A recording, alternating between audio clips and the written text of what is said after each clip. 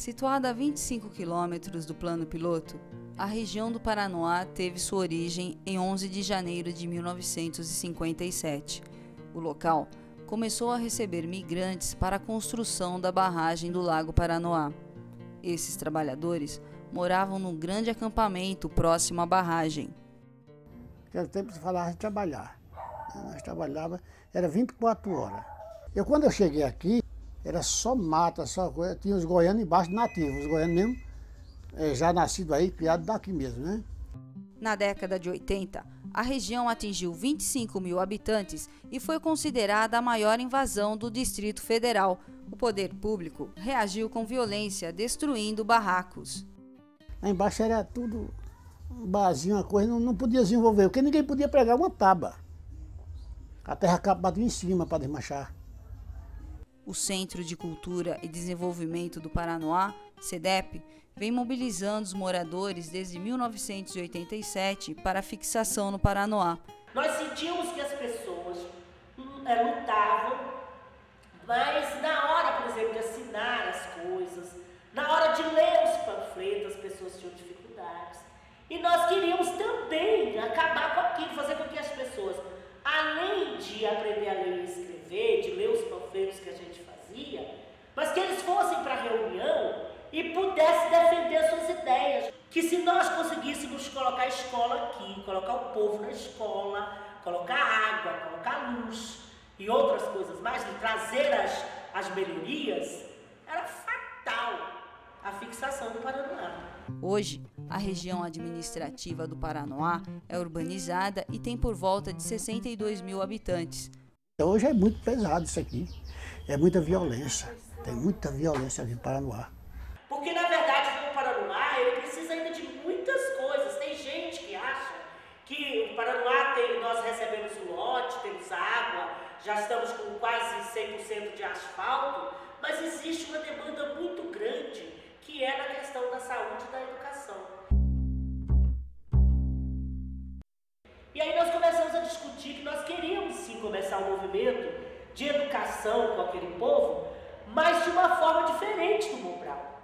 Que não poderia ser só quadro e giz. Passava por uma discussão, passava por uma conversa, passava por levantar a história de vida dessas pessoas, trabalhar a autoestima. E a gente formou um teatro, né, que era o Teatro Oprimido, né, e a peça se chamava A Mulherada do Balaio de Gato. Era muito legal a peça. Aí foi que alguém disse, olha, quem organiza, quem está ajudando o pessoal de lá a organizar o movimento, é uma professora da Faculdade de Educação da UNP. Nós nunca tínhamos ido na UNP. E lá fomos nós para a UNP. O CEDEP que buscou a universidade. Não foi a universidade que falou assim, olha, eu quero ajudar vocês. Foi o CEDEP que veio aqui e falou assim, olha, eu quero educação, eu quero que vocês façam esse tipo de educação pra gente. A gente não quer aquele outro ali não, a gente quer esse tipo aqui. E a partir daí a universidade começa a trabalhar com a população e vice-versa, particularmente a população organizada, de como desenvolver o trabalho atendendo a esta demanda. E esse trabalho foi crescendo, porque o grupo conseguia realmente alfabetizar as pessoas e alfabetizar de uma forma diferente, e o pessoal foi gostando, cada um ia falando para o outro e foi chegando gente. Eu sei que nós precisávamos de mais espaços. Foi daí então que nós procuramos a Fundação Educacional, para que ela abrisse as escolas à noite, para que a gente pudesse dar aula. O poder público tem sim o dever de se articular, não só de incentivar a educação de jovens e adultos, como também de incentivar e se articular com movimentos sociais para a alfabetização dos adultos. Todas as escolas nós abrimos à noite, tinha aluno, né? Tinha alfabetizadores que já tinham feito os cursos, né? Então nós chegamos a montar 35 turmas. Esses alunos que vêm para o CEDEP, no CEDEP faz todo um trabalho que é de perder o medo sabe? Porque muitos têm medo de ir para a escola para estudar. As pessoas que estão no Paranoá e buscam a alfabetização são pessoas migrantes do norte, principalmente do nordeste, nordeste de Minas Gerais, região centro-oeste. Nossa, no primeiro dia de aula, fiquei naquela situação, né? Todo mundo fica quieta, calado. Mas como a nossa amiga é paraense, a nossa professora, nós somos conterrâneos, e a gente falou estudando bem. Então essas pessoas não ficaram na escola. E elas tinham uma visão da escola, e tiveram a visão da escola que é aquela que você vai, tem uma carteira uma atrás da outra, tem uma professora lá na frente, ou um professor, mas de maneira geral é uma professora expondo as coisas, tem um livro didático e bastante dever de casa. Eu tinha um aluno que a primeira vez que eu chamei ele para lousa, eu pensei que ele ia desmaiar. Eu senti, eu digo, meu Deus, ele vai desmaiar. Ele disse que para ele sentia a lousa uma coisa do outro mundo. Não só a pessoa vai adquirir a leitura e a escrita, como também ela vai ser convidada a ter vez, voz e decisão na comunidade. Então a gente parte do pressuposto, primeiro, de um fórum coletivo que vai decidir qual que é o calo no nosso sapato aqui na comunidade.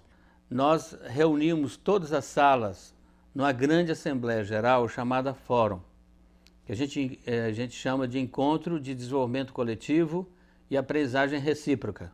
Aí cada sala colocava e coloca quais são os problemas que em nível da sala de aula, quais foram identificados e fundamenta por quê. Escolhida então a estratégia de superação, se junta movimento popular e alfabetizandos. E toma-se, então, as iniciativas. Nas escolas, o que a gente vê a gente fala sobre violência, a gente fala sobre os problemas, mas não se sente pertencente na resolução desses problemas. Como o calo naturalmente incomoda todo mundo tem algo para falar sobre o calo. Então, há um destramelamento da garganta e da voz das pessoas. Então elas começam a falar sobre e daquele problema. Aprendi a saber falar mais com as pessoas, ouvir mais as pessoas também. Aprendi a reivindicar o meu direito, aonde eu estava errado e aonde eu não estaria errado. Aprendi a cobrar o meu direito. E aí você tem a oralidade do grupo.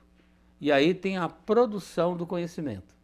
A produção textual, que é colocada numa turma iniciante, no quadro, depois se lê coletivamente aquele texto. Então a pessoa já faz uma associação direta entre o oral e o escrito. À medida que, por exemplo, a pessoa na discussão, ela informou que veio de Oeiras, no Piauí, que é uma cidade produtora de algodão. Ele, ao mesmo tempo, ele entrou na geografia, isso está lá no quadro, e ele entra na história. Inclusive a história que ele viveu em Oeiras e depois a história dele como migrante saindo de lá e vindo para cá. E a história que ele está vivendo em Brasília. Então você trabalha, olha bem, cruza geografia com história. A gente trabalhava muito nas matérias, né? Teve uma época mesmo que a gente trabalhou mesmo nas matérias de matemática, português, ciência, né? Mas assim, na política, né? A gente trabalhou bastante sobre política. Como que com o conteúdo do texto oral, você entra com as outras linguagens. Então nós trabalhamos com as múltiplas linguagens.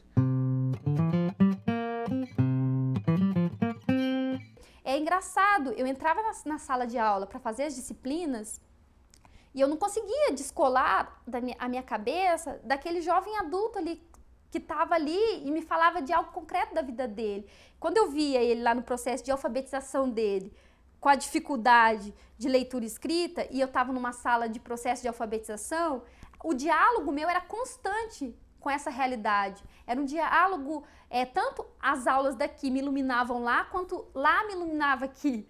Eu, como universidade, aprendo. Eu, como população, aprendo. Então, nós temos que somar os saberes. O Paulo Freire vai chamar isso de saberes de experiência feito. E o saber de experiência feito, ele é da população, mas ele é de vocês também. Então aí tem que ter o diálogo.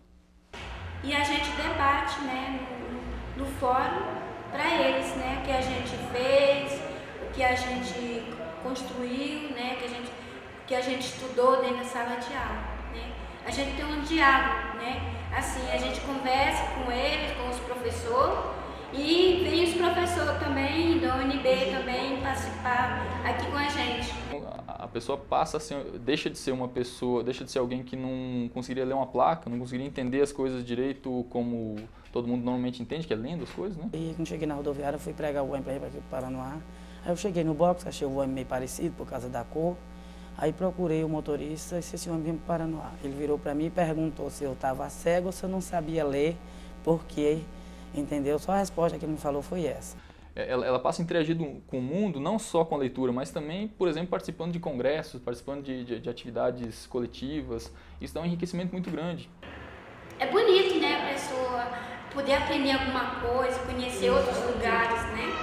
Igual eu fui aonde? Porque eu não conhecia lugar nenhum. Eu fui em Fortaleza, Ceará. Muito aluno que de repente se formaria sem uma experiência de extensão, ele se forma com uma experiência de extensão e uma experiência de extensão que leva ele a conhecer o movimento popular, o setor da sociedade, povo mais organizado, né? Para o governo, uma turma com 15 alunos não justifica estar funcionando, né? Fecha-se a turma, a escola tem poucas turmas, fecha a escola, né? Hoje nós temos uma escola só no Paranoá.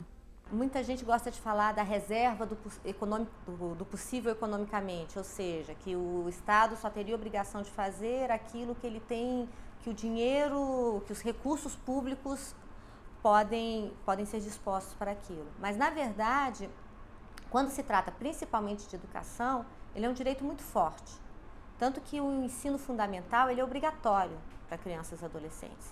E a autoridade que não oferecer o ensino público para todos, ou oferecer de forma irregular, ela pode ser responsabilizada sim por isso. E aí a gente pensa assim, mas o jovem adulto, a gente tem que investir em criança. Mas o pai da criança é o que está na escola à noite. E a gente sabe como a família, se um pai compra um livro e põe dentro de casa, como isso é importante. A gente percebeu que ao longo dos anos, o número de alunos que estava buscando o supletivo foi diminuindo.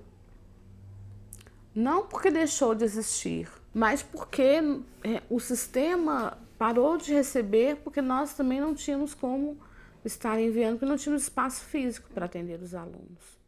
Então muitas pessoas saíram porque a escola ficou distante. Por exemplo, as pessoas que estão lá no Itapuã, que foram para o Itapuã, para eles é difícil descer para cá, para vir para cá, para o final do Paraná para estudar. Se tivesse a escola, e tem escola lá no início, se essa escola estivesse funcionando, essas pessoas podiam estar estudando lá. E, no entanto, não estão estudando.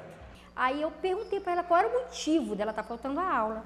E ela me falou que ela estava sem dinheiro de transporte. E eu peguei e disse, mas é só isso? Ela disse, professora, é só isso. Eu digo, então eu vou começar a te dar o dinheiro da tua passagem. Esses jovens e adultos, não havendo a escola próxima à residência deles, eles têm direito sim ao transporte escolar. O CEDEP é uma entidade comunitária que ele não segue os trâmites da educação pública. Então, o estudante não precisa estar lá 7 horas, ele pode estar lá 8. Então, mesmo ele já tendo essa flexibilidade, a gente percebe que ele já tem dificuldade. Então, com o fechamento das escolas, a minha leitura é que isso distancia mais o trabalhador da escola. Assim. Eu comecei a trabalhar, teve uma época, na época eu trabalhava de dia, tinha dia de eu sair 7 horas da noite, eu tinha que estar no colégio 7 horas, eu tinha que pegar o ônibus, gastar 15, 20 minutos, e aí tudo isso eu obrigava e conseguia uma sessão para entrar, entendeu, para poder estudar. Tá esvaziado aqui porque não, todo mundo já foi alfabetizado. Aí que a gente se engana, né? Tem que, acho que lá no Paraná eu fiz uma vez uma divulgação que eu acho muito interessante, que era bater de porta em porta mesmo, a gente vai na casa das pessoas, entra. E tem que chegar com determinação, você tem que chamar a pessoa, você tem que conversar, tem que ser discutido, porque senão... Cabe ao Ministério Público verificar como o Estado tem se portado com relação às políticas públicas para a EJA. Né? Se a oferta está correspondendo à demanda, por que as escolas públicas estão sendo fechadas? Né? Por que o movimento popular, a educação popular, não pode utilizar essa escola pública, já que o Estado não cumpre com o seu papel?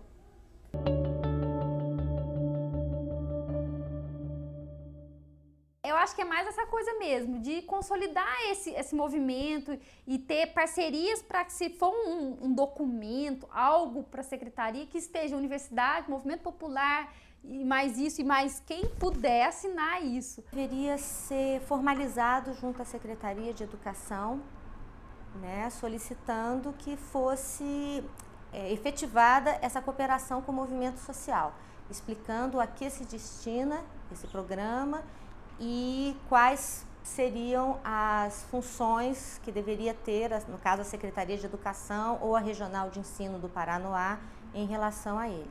Como uma etapa prévia à educação de jovens e adultos, como um incentivo que também está na lei, que deve o poder público incentivar a educação de jovens e adultos. O que o Quintas pode potencializar de auxílio para o CEDEP, né?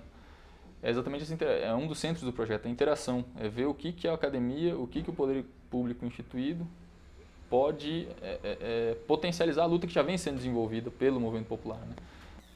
Então o Quintas Urbana se coloca como um espaço para o debate desses 3 discursos, mas também para assessoria contínua aos encaminhamentos que vão ser resultado desses discursos. A UNB tem que ser uma caixa de ressonância dos problemas nacionais, como toda universidade, particularmente a pública, que é mantida pelo contribuinte. Então eu tenho que estar produzindo algo, formando pessoas, produzindo conhecimento que contribua com a melhoria da condição do país, particularmente dos mais pobres.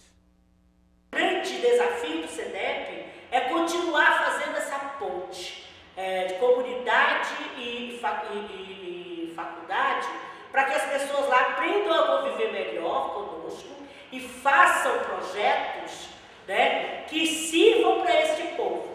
E espero que um dia eu possa encontrar vocês, entendeu? Sendo um advogado, para eu mostrar o meu diploma para vocês.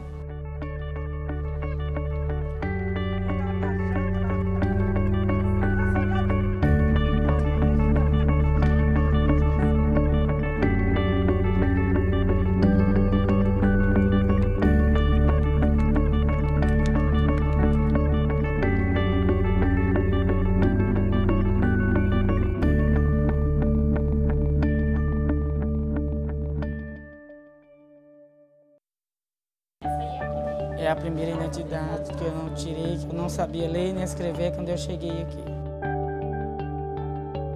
Essa aqui é a minha atual, que hoje em dia eu me reconheço como cidadão. Está aqui assinada, meu nome. Porque se eu fosse praticamente falar para vocês tudo, entendeu? Eu iria passar um dia aqui, uma noite, e acho que eu não chegaria a falar tudo. Hein?